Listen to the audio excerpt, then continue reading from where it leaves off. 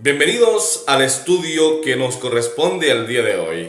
En esta ocasión vamos a entrar detalladamente a analizar lo que ocurrió en cada día de la creación. Cómo fue que Dios fue desarrollando el proceso de la creación detenidamente día a día hasta finalizar. También veremos cómo el proceso de la creación se divide en dos grandes partes.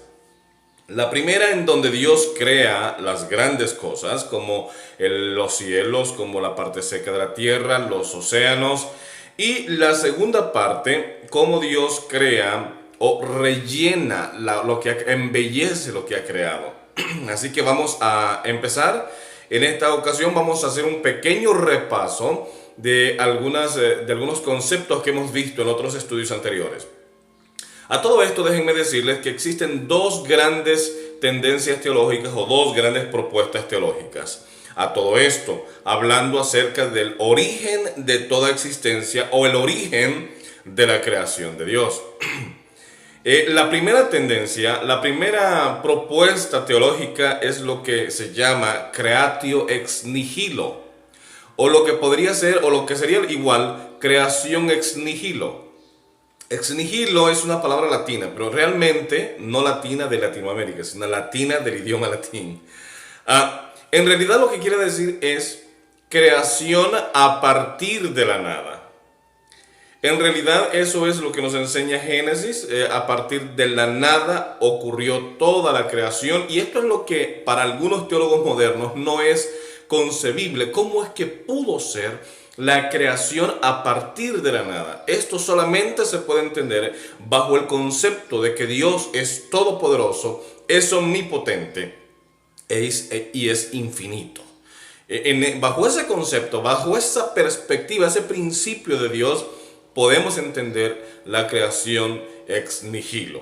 Por otro lado, tenemos la otra propuesta que sería creatio ex materia o creación ex materia, en donde promueve que la creación es a partir de la materia, que ya la materia estaba hecha, que cuando Dios puso un principio, fue un principio universal, creó toda la materia de todo el universo, y que en un momento dado, en algún momento dado, Dios apareció por la región donde está la tierra y comenzó a ordenar la materia que ya estaba.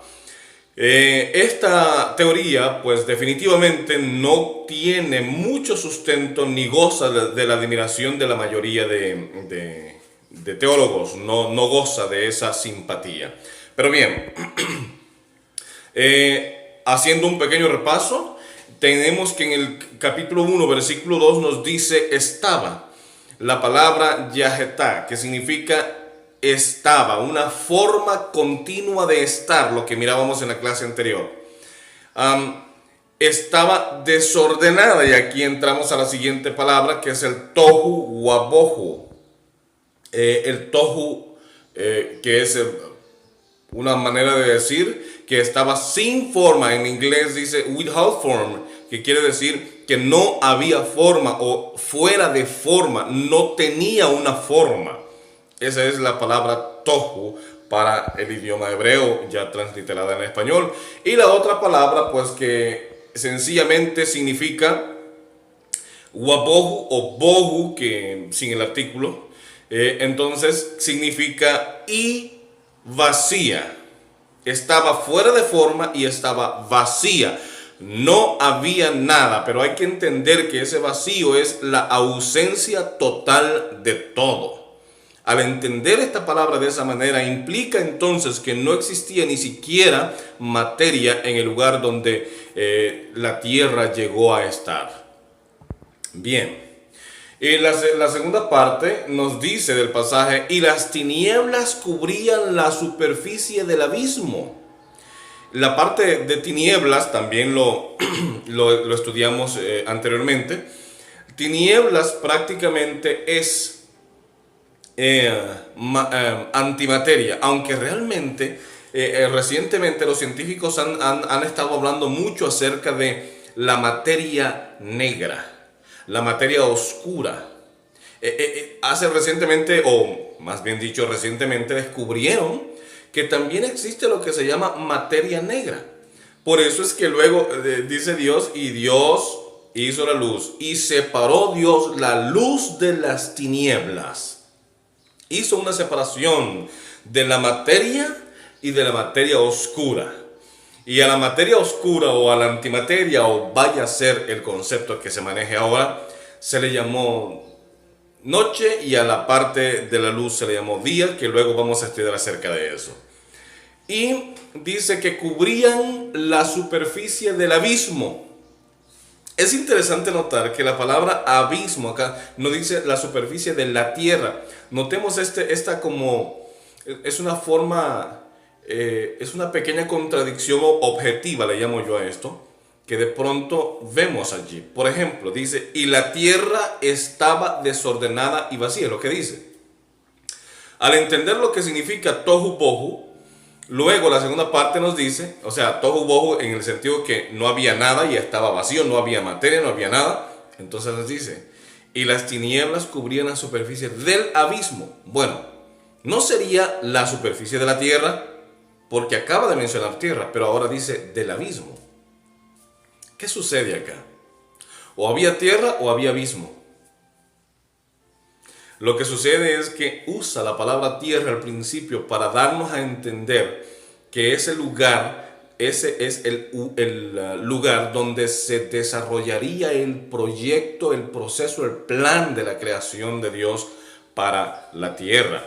Ahora bien, esa misma palabra la encontramos en Apocalipsis 12, 7 al 9, donde se nos dice que a Satanás con sus ángeles fue expulsado del cielo y fue expulsado al abismo. Una manera también de decir de que hay un lugar donde no hay ningún indicio de creación y allí fue expulsado. Ahora, la antimateria, la no existencia de materia en este sentido, reinaban en la superficie del abismo, es decir, en ese abismo, en ese lugar donde no había nada, reinaba las tinieblas. Por lo tanto, debemos entenderlo de esta manera. Es así como lo muestra la Biblia. Muy bien. Y el Espíritu de Dios se movía sobre la faz de las aguas. Es interesante, ahí les coloreé en verde el Espíritu y luego de Dios se movía, moverse, que ya lo estudiamos la vez anterior. El Espíritu de Dios, esa preposición de, en el español por fuerza tiene que ir, pero en el hebreo no está. De pronto la traducción debiese ser Espíritu Dios o Dios Espíritu se movía, es decir, está hablando de un ser creador. El merapete es moverse, es crear, es hacer un acto de creación a partir de la nada. No había materia, no había nada, y de pronto aparecen las aguas. Es por la voluntad y el acto creador de ese que se está moviendo coordinadamente sobre las aguas que está generando. De esa manera debemos entenderlo. Ahora, el versículo 2 es parte de la creación, es el parte del proceso de la creación. Es difícil saber si es parte del primer día, es parte de qué momento. Solo sabemos que el versículo 2 nos está determinando las condiciones en las que se estaba, o las condiciones que prevalecían antes o inmediatamente antes de iniciar el proceso de la creación. Y en este caso, el moverse del Espíritu sobre las aguas vienen a ser parte del mismo proceso de la creación que Dios está iniciando en ese momento. Bien, ya hemos hecho ese repaso, así que vamos a continuar. Y ahora sí entramos a la parte de la lección de hoy, del estudio de hoy, que nos habla acerca de una creación adulta. En realidad, si nosotros vemos detenidamente el capítulo 1 de Génesis, lo que vamos a encontrar es que Dios creó una creación adulta. Dios hizo todas las cosas adultas. Voy a ponerles un ejemplo. Vamos a suponer que en este momento un científico, vamos a suponer que Dios acaba de crear un árbol en la creación y aparece allí un científico moderno. Y entonces dice que va a hacer un estudio de datación de la edad de ese árbol. ¿Cuánto tiempo creen ustedes que el científico le va a dar de edad a ese árbol? Sin duda le dará unos cuantos cientos de años, o posiblemente unos miles de años de existencia. Pero en realidad acababa de ser creado por Dios. En ese contexto es que Dios realizó la creación. Dios creó todas las cosas adultas. Por ejemplo, Dios no vino y sembró la semilla y se fue. Y la semilla germinó y creció y llegó a ser un árbol. La Biblia nos enseña de que Dios creó un árbol ya con frutos. Si un científico se hubiese acercado el día sexto a la tarde para ver cuántos años tenía Adán, posiblemente Adán lucía de unos 20 y resto de años o 30 años aproximadamente. Pero en realidad acababa de ser formado por Dios, acababa de salir de las manos del Creador. Esta es la inconsistencia y la contradicción y la explicación que jamás va a encontrar la ciencia. ¿Por qué razón? Porque para poder nosotros creer en ese Dios omnipotente, hacemos uso de nuestra fe, creemos en un Dios poderoso, creemos en un Dios omnipotente que puede traer a la existencia todo a partir de la nada. Bajo ese concepto nosotros creemos en Dios. Ahora, la ciencia quiere comprobar todo. La ciencia naturalista quiere comprobar si eso es verdad así. Hay cosas en la vida que ni la misma ciencia en la que creen ellos mismos como ciencia naturalista no pueden ser probadas. Simplemente no pueden ser probadas. Hay cosas en la vida que no pueden ser probadas, no pueden ser demostradas. Solamente bajo el contexto de un Dios poderoso, de un Dios omnipotente, pueden ser explicadas. Muy bien, vamos a entrar al primer día de la semana de la creación. ¿Qué fue lo que sucedió en el primer acto de creación en ese día especial que Dios determinó?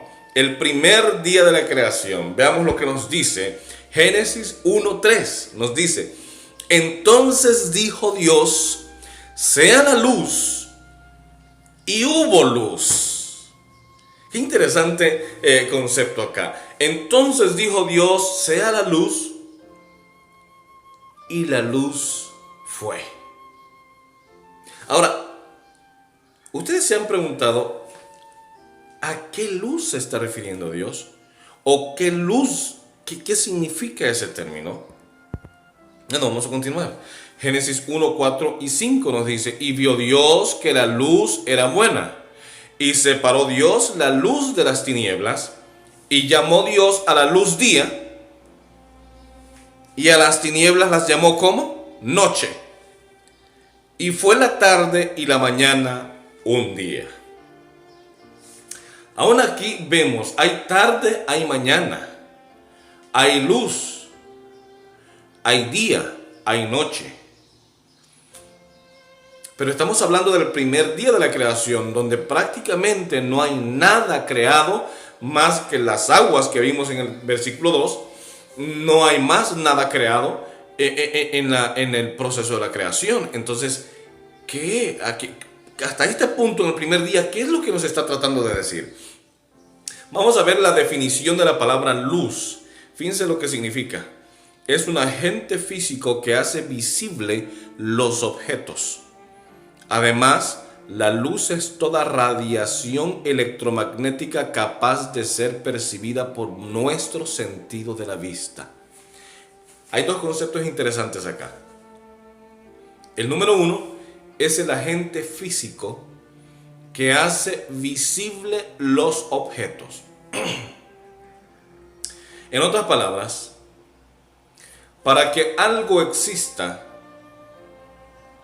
se necesita de la luz y de alguien que lo esté observando para que exista. De otra manera, la existencia viene a ser más compleja y una idea más que todo. La luz es un agente físico que hace visible los objetos. Ahora, para que sea visible, alguien tiene que estarlas viendo o generando. Pero alguien tiene que proporcionar ese agente físico que hace visible. Alguien tiene que proporcionar esa radiación electromagnética capaz de que las personas puedan ver eso que existe. Eso significa la palabra luz. Es un agente físico que hace visible los objetos. Pero para que los objetos sean visibles se necesita la radiación electromagnética, que es la luz, y de un ser consciente que la esté observando. Interesante. Ahora bien, en el hebreo, luz, en el hebreo, en Génesis 1:3, luz se escribía así como lo ven allí en la pantalla. Y se dice or, algunos dicen ore, que es básicamente la misma palabra que se refiere a ese término luz de Génesis 1:3. Y significa lo siguiente, significa luz, significa luminaria, pero también significa amanecer, también significa destello, también significa alba, el comienzo. Entonces, ¿a qué se está refiriendo el Señor? Algunos teólogos creen y asumen, y tiene un poco bastante es más de congruencia esta definición, de que esa luz que aparece en Génesis 1:3 en realidad se está refiriendo a la materia, a la creación de la materia que Dios está realizando a partir desde el versículo número 2, inmediatamente las aguas, inmediatamente la materia, la luz, que es a partir de la cual comienzan todas las cosas a existir. Sin luz no puede haber acción. De hecho, ustedes pueden ver este fenómeno natural. La mayor parte de las cosas las hacemos en el día. ¿Por qué razón? Porque en la noche carecemos de luz. No tenemos visión en la noche. En la noche no podemos ver lo que podemos hacer. En la noche no sabemos lo que vamos a hacer. Un constructor de una casa no trabaja en la noche sin luz. ¿Por qué razón? Porque no hay luz.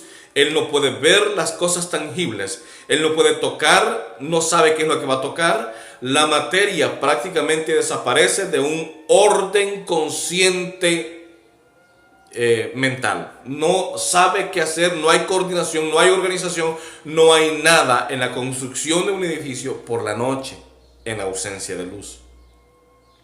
Por lo tanto, lo primero que debe haber en un proyecto, en un proceso, es luz. Y la luz es lo que le da sentido a todas las cosas. A la hora de poder construir una persona, necesita luz. Las personas generalmente van y entran al trabajo de la construcción de una casa, por poner un ejemplo, a las 6 o 7 de la mañana, cuando ya hay luz. De otra manera no comienzan a trabajar porque la ausencia de luz no se los permite realizar el trabajo. De manera que la luz es muy importante y es lo primero que Dios crea en la creación. Ahora, pero ¿por qué razón? Si más adelante veremos que la luz en realidad es creada después. ¿Cómo es esto que en el primer día ya hay luz? ¿Y cómo es que hablamos de esa luz? A ese amanecer, esa primera alba, ¿a qué se está refiriendo exactamente? Un problema común entre el primer y cuarto día de la creación es ese precisamente. Es decir, que ¿cómo es que en el primer día hay luz si el sol, la luna y las estrellas son creadas hasta en el cuarto día? ¿Cómo fue que existió la luz en ese primer día? En el cuarto día viene el sol, viene la luna, vienen las estrellas, que son los que científicamente, y así es, nos brindan la luz que nosotros los seres humanos necesitamos en la tierra. Por ejemplo, las plantas necesitan de la luz del sol para el proceso de la clorofila, es decir, para el proceso de la vida de las plantas. Los animales necesitan de la luz. Los seres humanos necesitamos luz. Todos necesitamos la luz del sol, pero el sol existió hasta el día cuarto, la luna hasta el día cuarto, las estrellas según el texto bíblico hasta el día cuarto. Entonces, cuando Dios está hablando que creó en el primer día la luz, y esa luz fue dividida del día y de la noche, y que esa luz en realidad se está refiriendo a un concepto mucho más amplio.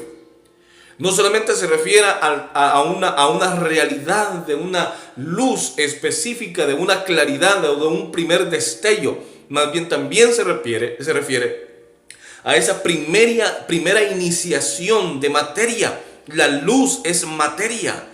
A partir de la luz se pueden crear muchas otras cosas. A partir de la luz se puede iluminar un edificio. A partir de la luz puede haber vida. Cuando hay luz, hay vida. Donde hay tinieblas, hay oscuridad y hay muerte. Ese es el concepto simbólico de luz y de tinieblas. Pero va más allá de eso. Dios es luz, nos dice la Biblia. Es infinito miren, este asunto solo se puede entender, porque es un problema en realidad, pero solo se puede entender en el concepto de que Dios es luz. Miren lo que dice Apocalipsis 22:5. No habrá allí más noche, y no tienen necesidad de luz, de lámpara, ni de luz del sol, porque Dios el Señor los iluminará y reinarán por los siglos de los siglos. Esto nos da una idea de cómo eran las condiciones antes, en el momento que dice Dios haya luz. Al decir Dios haya luz, en realidad, algunos teólogos dicen es que Dios vino a la presencia en ese momento, no vino a la existencia. Dios ya ha existido, nunca ha dejado de existir. Dios vino a la presencia del lugar donde iba a realizar la creación, y el acto de presentarse allí como Dios es luz iluminó todo lo que había a su alrededor. Y entonces ese acto de hacer la luz, de crear la luz, es el acto mismo de presentarse en el lugar donde llevaría a cabo la creación. Hace algunos días llegamos a la habitación, y entonces yo con algunos amigos encendemos el salón principal donde íbamos a tener la reunión, y cuando encendemos el switch de la luz decimos hágase la luz. Era una manera, aunque una manera jocosa, pero una manera de determinar que alguien había llegado y había apretado el botón de la electricidad para que hubiese luz. Aunque de pronto no estaría de más esta analogía, pero algunas corrientes teológicas modernas tratan de pensar de esa manera, que Dios se presentó en ese momento y apretó el botón de su poder y decir hágase la luz, y la luz de su trono, la luz de su gloria, la luz de su presencia iluminó todo a su alrededor, porque Él es Dios omnipotente, es Dios infinito, es Dios de luz, y todo lo que Él, a donde Él va, ilumina todo lo que lo rodea. De hecho, hay anotaciones de muchos escritores, y una anotación que leí la vez anterior dice que Adán estaba vestido con un manto de la gloria de Dios. Y que ese manto de la gloria de Dios iluminaba todo lo que lo rodeaba. Es decir, que cuando estamos en la presencia de Dios, también nosotros nos contagiamos de esa luz. Cuando Moisés subió al monte Sinaí a recibir las 2 tablas de la ley del Señor y bajó, él venía irradiando luz porque había estado en la presencia de Dios. Y al estar en la presencia de Dios, esa luz lo contagió y esa luz la irradiaba en su rostro, porque Dios es luz. Por eso es que todo aquel cristiano, y la luz es sabiduría también, porque todo aquel cristiano que se acerca a Dios y busca a Dios es paciente, es sensato, toma decisiones acertadas y le va bien en la vida. Tiene una claridad distintiva de las demás personas. ¿Por qué? Porque Dios es luz. Dios es luz. Por lo tanto, con relación a la recreación de la nueva tierra y de los nuevos cielos, de la nueva Jerusalén, Dios nos dice, Juan nos dice a través de Apocalipsis 22:5. No habrá allí más noche. Es decir, ¿cómo vamos a dormir? No sé. Ese es un asunto que Dios va a resolver en ese momento. Y no tienen necesidad de luz de lámpara ni de luz del sol. Es decir, el sol estaba allí, oigan bien, para determinar las estaciones de los días, de los meses y de los años. La luna y el sol. En principio, ese era su objetivo. Porque Dios iluminará y reina, los iluminará. Es decir, Dios, la gloria de Dios. Él es el sol de justicia, dice en otra parte de la Biblia. Él es la luz del universo. De Él emana la fuente de la vida universalmente. Así que, ¿cuál era la función? La función al principio entonces del sol no era proveer la vida a los seres humanos o a la civilización de este planeta. Era marcar los días, los meses y los años, la luna y el sol.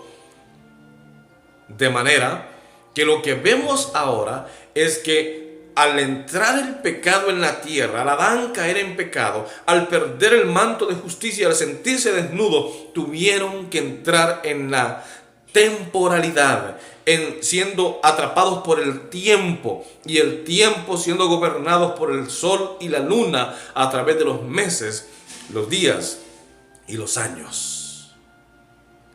Así es como lo menciona la Biblia. Vamos a ver ahora qué fue lo que ocurrió en el segundo día. Ya vimos lo que ocurrió en el primer día. Dios dijo, hágase la luz, y debe ser entendido eso como que Dios se presentó allí y la luz de su presencia iluminó todo. O también puede traducirse o puede ser entendido como la creación de la primera materia de la cual Dios estaría, la luz es materia, de la cual Dios estaría llevando a cabo el proceso de la creación. Muy bien. Y dijo Dios, vean, vamos a ir en estos pasajes acá. Vamos a ir a Génesis en el capítulo número 1, versículo 6 en adelante. Ahí lo tenemos, dice: y dijo Dios, haya firmamento en medio de las aguas. Y allí, aquí, yo estoy leyendo una versión diferente. Haya firmamento en medio de las aguas, que separe las aguas de las aguas. Y Dios hizo el firmamento y separó las aguas que estaban debajo del firmamento de las que estaban sobre él. Y así sucedió. Y llamó Dios al firmamento cielo, y fue la tarde y la mañana el segundo día. Así que, ¿qué fue lo que Dios hizo? En el día primero Dios hizo la luz, y se hizo la luz. También separó la luz de las tinieblas. También separó la materia de la antimateria. A la parte de la luz llamó día, y a la parte de las tinieblas llamó noche. Y aquí en el segundo día nos dice: haya firmamento, haya expansión, haya espacio entre las aguas. Y Dios abrió como una cortina las aguas, y en medio de las aguas un espacio, una expansión, unos cielos que después llamó cielos. Y arriba colocó agua sobre la expansión, sobre los cielos, sobre la atmósfera, y abajo juntó aguas. Qué interesante. Y entonces llamó Dios a esa expansión cielos, y fue la tarde y la mañana el día segundo. Ya eso lo vimos anteriormente. Así que Dios hizo esa expansión. Ahora note, estos conceptos son muy claros. Arriba en la atmósfera Dios dejó agua, y abajo, es decir, en la tierra, había agua y las juntó todas. Bien, en el tercer día de la creación, en Génesis 1:9 al 13, vamos a leer 1:9 al 13, dice: y dijo Dios, júntense las aguas que están debajo del cielo en un lugar, y aparezca el suelo seco. Y así sucedió. Y llamó Dios a la parte seca tierra, y a la reunión de las aguas llamó mar. Y vio Dios que era bueno. Después dijo Dios, Y después dijo Dios, produzca la tierra hierba verde que dé semilla y árboles frutales que den fruto según su género, con su semilla en ellos. Y así sucedió. Y la tierra produjo hierba verde que da semilla según su naturaleza, y árboles frutales con la semilla en su fruto, según su género. Y vio Dios que era bueno. Y fue la tarde y la mañana el tercer día. Bien, en el tercer día de la creación, Dios crea varias cosas. Número uno, Dios crea los océanos, junta todas las aguas y las coloca allí y les dice, esto se va a llamar mares. Luego aparece lo seco, descubre lo seco y le llama tierra. Aquí debemos tener claro, y eso lo estudiamos anteriormente, el concepto de tierra y mares. Un concepto de plural y singular, lo que significa que lo seco no eran muchas islitas como ahora vemos el mundo. Era, entre líneas, un continente enorme que la ciencia lo llamó, ellos dicen hace millones de años, Pangea. Pero que en realidad eso fue después en la creación, que Dios crea un continente, no le pone nombre, simplemente le pone tierra o suelo. Ahora bien, en ese tercer día también crea en esa parte seca, crea árboles frutales y hierba. Ahora fíjense, la hierba según su especie producía semilla. Los árboles frutales con sus semillas según su especie o según su género. No había esa amalgama de que hay que renovar frutas y que si yo coloco esta fruta con esta fruta o este árbol lo injerto y me da otra fruta. No existía nada de eso. Dios creó algo perfecto, perfecto, sin modificación y sin alteración alguna. Lo llenó de árboles frutales el día tercero y de hierba por toda la tierra. Fíjense bien. Aquí estamos hablando acerca de todo el planeta. Todavía no entramos a hablar del Edén ni nada de eso. Estamos hablando de todo el planeta. Dios lo cubrió con hierba según su especie y con árboles frutales según su especie. Así lo llenó. Ahora, fíjense esto. Que Dios noten esto, que Dios no andaba sembrando la semilla. Dios creó árboles gigantes con su fruto. Dios creó hierba ya produciendo semilla. Así fue la creación de Dios. Vamos entonces ahora al cuarto día. Y en el cuarto día vamos a leer en Génesis capítulo 1, versículo 14 al 19. Vea lo que dice. Entonces dijo Dios: haya lumbreras en la expansión del cielo para separar el día de la noche y sirvan de señales para marcar las estaciones, los días y los años. Y sirvan de lumbreras en la expansión del cielo para alumbrar la tierra. Y así sucedió. Y Dios hizo las dos grandes lumbreras, la lumbrera mayor para alumbrar de día y la lumbrera menor para alumbrar de noche, y las estrellas. Y Dios las puso en la expansión del cielo para alumbrar la tierra, para regir el día y la noche, y para separar la luz de las tinieblas. Y vio Dios que era bueno. Y la tarde y la mañana, el cuarto día. Ahora bien, noten aquí. El propósito principal por el cual Dios creó el sol y la luna no era para prolongar o para promover o para ayudar la vida de las personas o de la civilización o de los seres vivos en la tierra. Era para alumbrar la tierra y para marcar los días, los meses y los años. Ese segundo objetivo de que el sol ayuda a las plantas y esas cosas, a todos los seres vivos, fue un objetivo que entra después de la entrada del pecado a la tierra.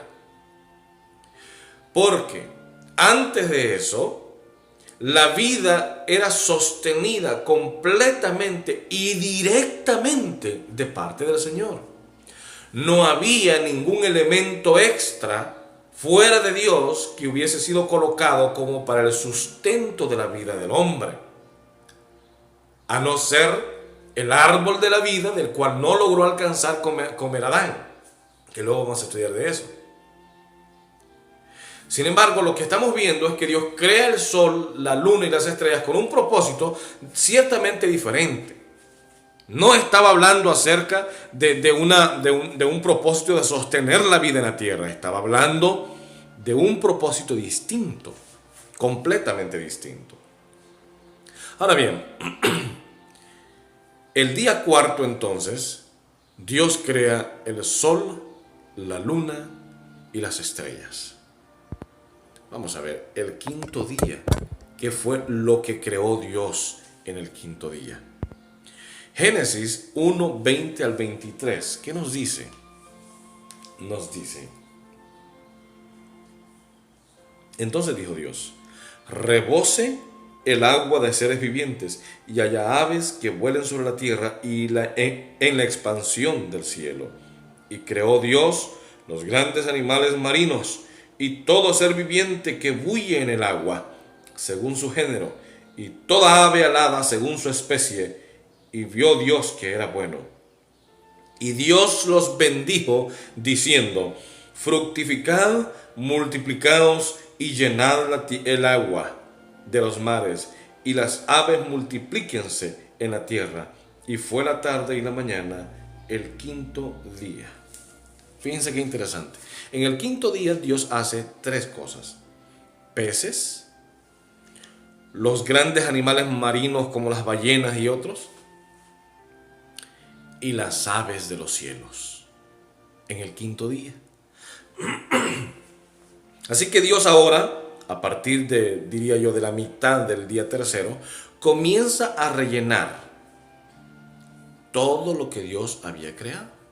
Es decir, comienza a rellenar las aguas, los cielos, y ahora vamos a ver el sexto día, lo que Dios crea en el sexto día. Génesis 1, 24 al 31 nos dice: entonces dijo Dios, produzca la tierra seres vivientes según su especie, ganado, reptiles, animales y silvestres, animales silvestres, según su especie, y así sucedió. Y Dios hizo animales silvestres según su género, ganado según su género, y todo reptil según su especie, y vio Dios que era bueno. Entonces dijo Dios, dice el 26, hagamos al hombre a nuestra imagen, conforme a nuestra semejanza, y que domine los peces del mar, las aves del cielo, el ganado y todo animal que anda sobre la tierra. Perdonen que estoy un poco dañado. Y creó Dios al hombre a su imagen, a imagen de Dios lo creó, hombre y mujer los creó. Y los bendijo Dios, y les dijo: fructificad y multiplicaos, llenad la tierra y gobernadla, dominad los peces del mar, las aves del cielo y todas las bestias que se mueven sobre la tierra. Y dijo Dios también: os doy toda planta que da semilla que está sobre la tierra, y todo árbol que lleva fruto, y la semilla, eso será vuestro alimento. Y a todo animal terrestre, y a todas las aves del cielo, y a todo lo que se mueve sobre la tierra, que tiene vida, toda hierba verde será su alimento. Y así sucedió. Entonces Dios contempló todo lo que había hecho, y vio que era bueno en gran manera, y fue la tarde y la mañana, el día sexto. Bueno, Génesis 1, 24 al 31. Vemos allí que de pronto es la conclusión de la creación, pero hay unos detalles todavía más. Creó animales terrestres, creó el primer matrimonio, y Dios les da toda su heredad, todo en herencia. Imagínense qué interesante. El objetivo principal de Dios era crear al hombre y a la mujer.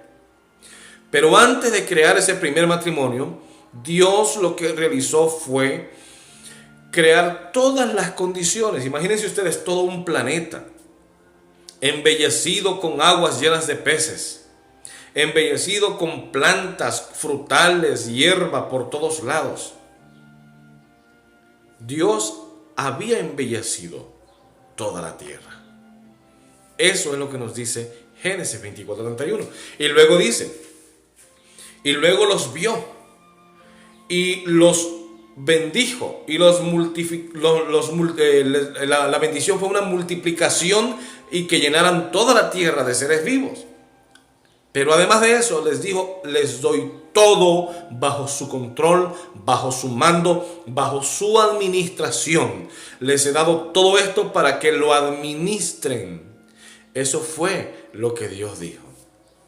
Ahora bien, viene en el séptimo día. Ahora fíjense, no sé si ustedes han notado algo. Al finalizar el capítulo 1, dice el versículo 31, entonces Dios contempló todo lo que había hecho y vio que era bueno en gran manera, y fue la tarde y la mañana del día sexto. Da la sensación que Dios ha concluido la creación, y de hecho parece que así es. Dios observa todo y dice que todo es bueno en gran manera, se alegró, vio que todo estaba perfecto. Dios había terminado la creación. Pero es como que si Dios se quedara pensando por un momento, aquí hace falta algo. Hace falta algo y lo voy a crear. Y Dios creó entonces el séptimo día. Pero déjenme hacer un pequeño, una mención. Hasta este punto, Dios había creado a un hombre y a una mujer perfectos. Dios los había creado perfectos, inteligentes en toda perfección. Y cuando Adán es creado, imagínense ustedes a Adán despertándose y diciendo, a ver, pero ¿de dónde salió todo esto? ¿De dónde vengo yo? ¿Cómo aparecí aquí? Estos árboles frutales, ¿quién los hizo? ¿De dónde vienen? ¿Cómo llegaron a la existencia? Los peces del mar, ¿cómo han llegado a la existencia? Las hierbas, las hojas, todo lo que veo alrededor, las flores, ¿cómo llegaron a existir? Pero sobre todo, ¿cómo yo estoy aquí? ¿De dónde vengo? ¿A dónde voy? ¿Cuál es mi propósito? Adán no sabía nada de eso, porque Adán no había visto a Dios creando. Hasta este punto todo había sido creado en la ausencia de Adán. Ahora Adán estaba viendo todo lo que había sido creado, pero no lo estaba comprendiendo bien. Luego, Dios hace caer un sueño profundo, porque Adán ve que todos están en pareja, pero él no. Y Dios crea a Eva, una hermosa mujer. Y cuando Adán abre los ojos, mira aquella mujer y dice, caramba, ¿y esto de dónde vino? ¿Quién la hizo? ¿Cómo llegó aquí? Y Eva también tiene las mismas preguntas de Adán. Y Adán no sabe qué responder, porque Adán tampoco vio a Dios crear nada y Eva tampoco vio, porque estaba siendo creada. Adán estaba dormido cuando creó Dios a Eva, y entonces se quedan con aquella gran incógnita. ¿Cómo llegamos aquí? ¿De dónde venimos? ¿Qué es lo que ocurrió? Estamos hablando, y aquí sí que es pura esto que voy a decir es una especulación. Yo diría el día viernes por la tarde, el día sexto al finalizar el día, cerca de la finalización del día, estaban pensando todas estas cosas. Y ahora Dios contempla todo lo que ha creado y dice que era bueno en gran manera, pero hace falta algo. Y entonces Dios creó esa otra parte de tiempo que fue el séptimo día, para tener la primera reunión de adoración con Adán y Eva. Es decir, que Dios creó el séptimo día con esa finalidad de que Adán y Eva se congregaran y pudieran aprender de la boca del maestro de maestros la respuesta a las preguntas que ellos tenían. Qué interesante, qué bonita experiencia. De hecho, Génesis capítulo 2, versículo 1 al 3 nos dice: así quedaron acabados los cielos y la tierra y su gran contenido. Y acabó Dios en el séptimo día la obra que hizo, y reposó en el séptimo día de cuanto había hecho. Entonces Dios bendijo el séptimo día y lo santificó, porque en él reposó de cuanto había hecho en la creación. Ahí termina prácticamente la sección.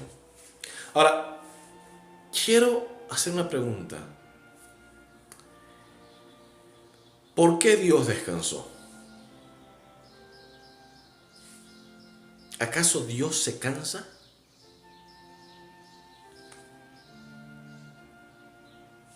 Y luego dice que Dios bendijo, reposó y santificó ese día séptimo que realizó en la creación, que creó en la creación. Ahora, ¿por qué razón haría eso?